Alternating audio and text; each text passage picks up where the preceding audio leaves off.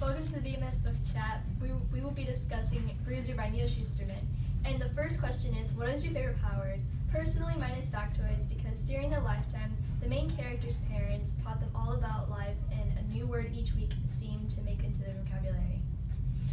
My favorite word is Dickensian because it derives from the classic author Charles Dickens. My favorite word is deteriorate. I like the word structure, and it's interesting that things go and they slowly break away and deteriorate over time. My favorite power was implode because I like the fact that things can implode upon themselves. The second question is miracle. Do you believe in miracles? This book focuses very much on miracles. It's very centered around miracles. So I personally don't believe in miracles, just like coincidences, but I believe in miracles because sometimes things are too bad to fix themselves on their own. It'd take a miracle to fix it.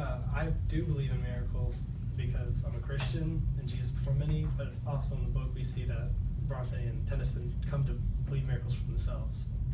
I do personally believe in miracles because, just like he said, during the book, Tennyson and Bronte start to believe in the miracles that what Brewster can do. Our third question is, at what point in the story did you realize that Brewster was taking on people's emotional pain in addition to their physical pain? I had realized this when Brewster was at Tennyson's lacrosse game, and Brewster felt Tennyson's anger because he was not playing his best at the time.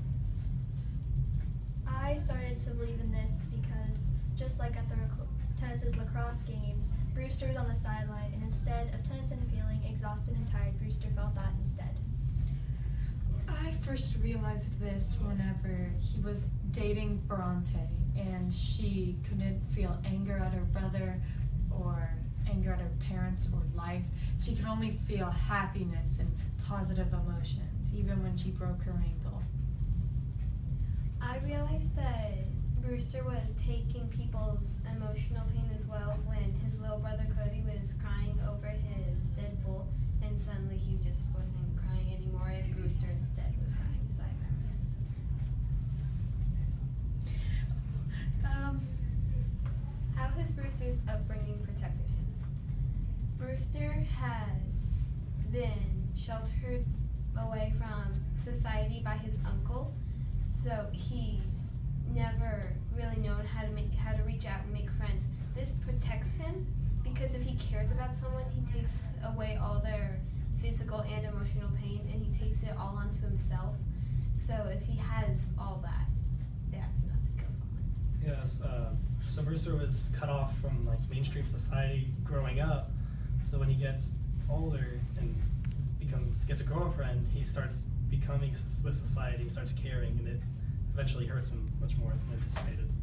While living with his uncle preferred to keep him sheltered away because he said it was good for him. But while he started dating Bronte, she started introducing him to people, and she knew that that she needed to protect him from the outside world, but bringing him in can help him as well.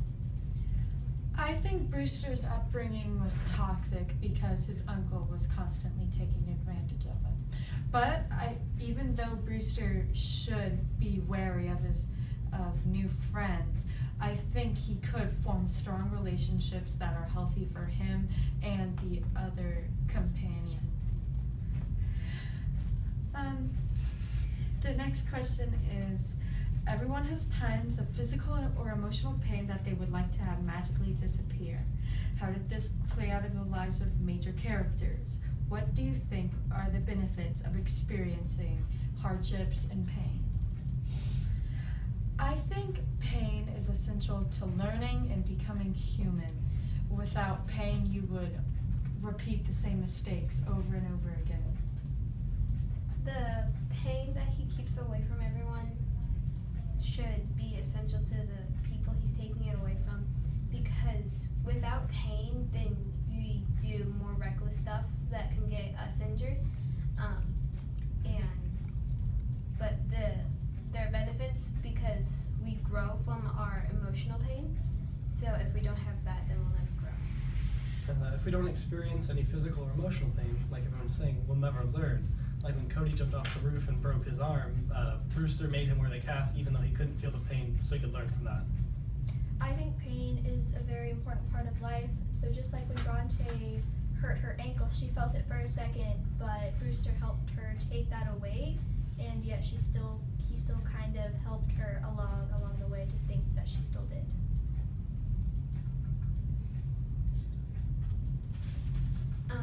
What is your opinion of how the story ended?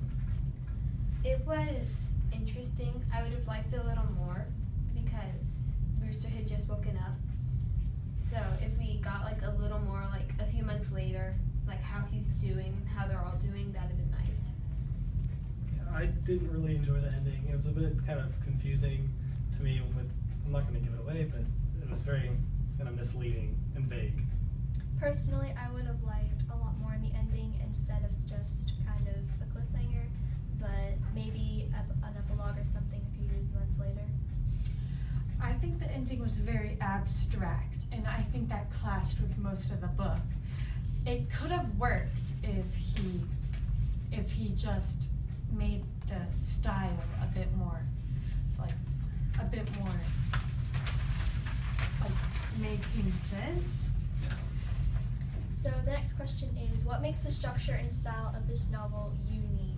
What did you like about how the story was told? So all the main characters have their own point of view, and Bruiser's stood out against all the others and studied Cody's because he was a lot younger, and they all had a different personality and emotion in all of their points of views. It very much explained their personalities. Like with Cody, of course, because he was younger, he wasn't like very literate, and with Bruiser, he talked in poems and feelings. I think the structure of the book was interesting. With Bruiser talking in poems, it wasn't just one type of poem, it was several different types of poems, and that made his chapters more interesting. I think that the structure of this novel was really like personal, and gave in-depth insight to the characters. Like I was saying with Cody, there was a lot of kind of grammatical errors because he was younger and wasn't quite smart enough to know how to fix them. And our last question is, what other books have you read by Neal Shusterman? I have read Scythe, and that book is another like deep thinking about like humanity and stuff like that. I personally have not read another book by Neal Shusterman, but I would definitely give it a try if I had to. I have not either, but I would be interested in seeing how his writing style varies between story to story. I have not read another book by Neal Shusterman, but it would be interesting to see what other works he can do. Thank you for joining us. This has been BMS Bookchat. Join us next time when we read Legend by Marie Lu.